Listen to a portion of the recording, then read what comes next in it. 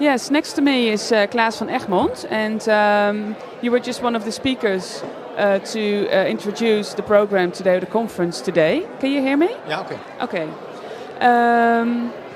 The end of disruption, that's basically the main message that you had. Could you, for the viewers that have just tuned in, could you in a few sentences explain what the end of the disruption means, how it works? The idea of the end of the disruption from my side is that we should realize what's going wrong really, and that's not going wrong on a technical level, but on a little bit more deeper level in society. That time and over our value orientations we have in society become very one-sided. And they iterate to their extremes, and we are making a caricature of ourselves and of our society.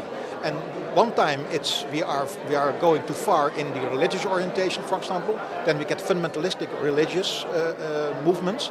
Another time, in our days, we are going on the other side of our orientation. We're going too far in the materialistic things and in individualistic things, and then we're getting all these problems we're facing nowadays with the financial system. In other times of our history, we have been too far in the collective orientation. Think about communism, things like that. So, time and over, we are just exaggerating ourselves, and what we value as people is exaggerated, and then it's going into catastrophe. For a very one-sided orientation, that you are only having a value on collective things, and not on the individual values which are also there at the same time. When you are ignoring that, the whole thing is capsizing to one side, and that is the disruption we have seen in history time and over. And which we are facing now. We are facing now a very specific one. It's not on the religious part of the story, but on the other side, where we have strong orientation on the I, the individual, and the material things, stuff. Okay, and that's our whole world. Yeah, we're facing a catastrophe. I think so, yes. Yes, and what does the catastrophe look like? When is it coming? And well, many people, Paul Gilding as well, of course, today, but many other people like John Gray, an English philosopher, and also socialists from the 50s, they warned that we will have an era of enormous fighting about the stuff, about materials, about resources, oil, what have you. And the whole idea is that we should go out that overvaluation of the stuff and value cultural things more and social things more. And that's also more in line with our real human being. Yes. So the crises that we have now, the climate crisis, the financial crisis, the famine, that's not the catastrophe that you mean. I mean, I feel that feels like pretty much a catastrophe already. Sure, that's a catastrophe for many people. That's the outside part of it. Right. But the causes are a little bit deeper. We are having this overconsumption because we are thinking that it is of value for us, while all these studies and all the cultural writings over the centuries are telling us that that's not the real essence of human being. Yeah. And when we should realize that, we could organize society a little bit different. For example, the political system, you can organize it in a better way, in which we are not enlarging the extremes, but organizing more cohesion. Yeah. And by doing so, we will need cars and physical stuff, but not in that amount we are facing now. And that leaves more than also for poor people elsewhere in the world. Yeah. We are not enlarging the income differences any further. Okay, so let's fast forward a little bit, past the catastrophe. Yes. If it were up to you, what does the economy, if we can still talk about economy, look like in 2030? That would be then there's still a normal real economy, but there are two things have been changed. The political system has been adapted. It's not, we have not majority groupings in the government, but all political parties are there. So we recognize the values of everybody in the government. That's one. So then we have more cohesive power, more power to keep things together in society. There's no energy on fighting, but there's energy on finding solutions. That's one in the political system. And the second important thing from my point of view is that in the financial system we should balance things as well. So that means that we will not only have private banks, as like the big one we have over here, although ABN AMRO is of course now state-owned, but we will also have public banking. That means that there is also a balance between the public and the private. The problem between the whole policy of socialists and liberals is that I am a socialist and a liberal at the same time. And I refused anymore to vote on the socialist party or liberal party. I am myself and everybody is a synthesis of the two. So we should organize that also that public part can generate money, can make credits, and by doing so the public part of society will stay in balance with the private part. And when we are doing that, the incentives in society, also for the real economy, will be different. There will be no advertising anymore, for example, on television to buy more and more stuff. Yeah. Sorry to interrupt, but there's an urgent question from a viewer going on from the social media team. Just a second, does Klaas think that internet, social media will be able to prevent us from going into extremes because different opinions and viewpoints are shared? Yes, that's one thing, but there is less room to enlarge the differences. My personal experience also in this country is, being an advisor to the government, that the political differences are much smaller than politicians would like to think us. And when we have another structure and we have all those social media, then it will be easy, I think, to get consensus about that value pattern which we all share. And that is then the starting point for an organization in society from those values. And then the real economy is serving those values. Okay, and Paul is asking, you can have a look here, by the way. There's a chat room here, and people who are watching, they can actually ask questions as well.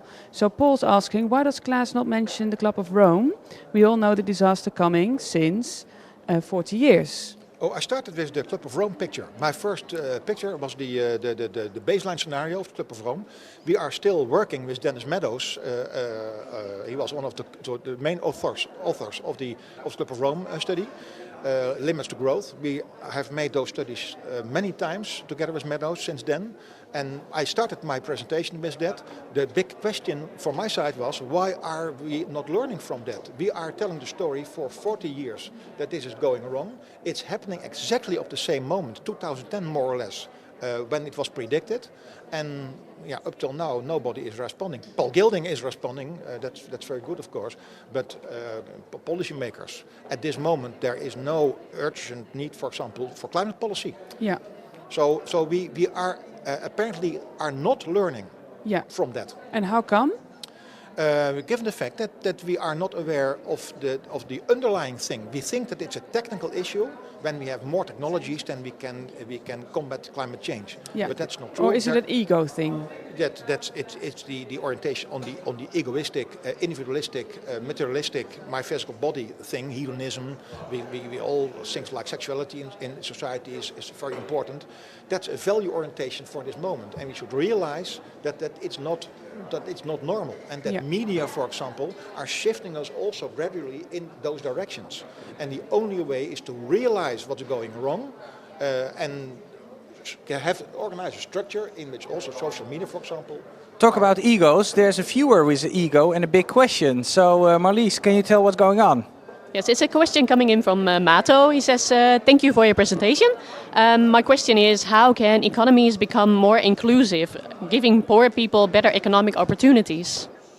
My solution in there is the balancing the private and the public. These private bankers are only giving money where they can have the largest gains. You cannot gain much from poor people. Yeah, so you can look at me, because Marlies is in the meantime, she's doing more questions. Yeah, so she asks the questions and then I listen to your answer. Okay. So investors don't get rich from poor people. So the solidarity in society should be organized better. And that means that the public, the role of the public institutions like the governments should become larger. Over the last 50 years, it has declined. Everything has been privatized, and that brings an enormous imbalance in the whole story. We should rebalance that. Government should have more power. How do they get power? By having also the power of money. And that money power has to go back to governments. So we want to have also public banks, and those public banks are not for big gains. They are for giving credit to poor people. Yeah. Okay, does that answer your question, Mato74? I hope so. Let's play some music. What do you think, Sam? Yeah. Is there something you'd like to hear? No, yeah. What do you have available? I like Anything. classical music. Frans Liszt.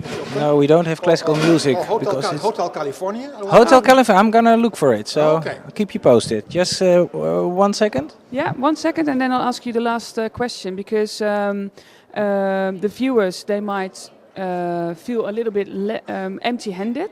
Yeah, You know, yeah. listening to all these catastrophes, basically. Yes. You might get some idea of what we should do, but what can we actually do in a concrete way? Which action should we take today? Which action can I take today, or the viewer? I think that the most important action is to vote on the right political party.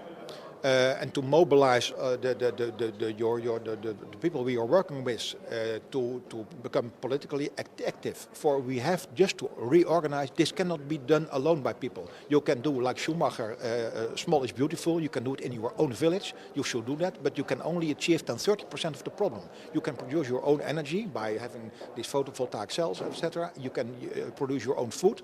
Only for a limited amount. So we should do it together.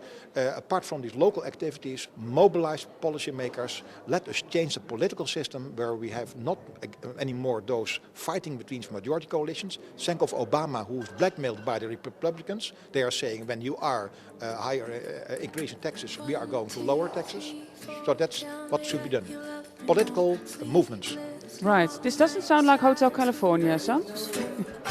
It's a pity They're not on Spotify, maybe. No, there's no Hotel California yet on Spotify. Maybe after this interview. It has been there for 10 years in the top 10. And it's referring to our subject, you know, Hotel California, for describing exactly what we're discussing today. Okay. Okay, I'm gonna look for it further. Maybe later on in this broadcast we're gonna show.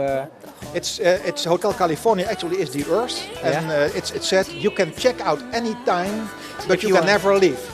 And that's all for all of us. We are here on this small planet Earth. We can check out, but we cannot leave. Okay. There you go. Thank you very much.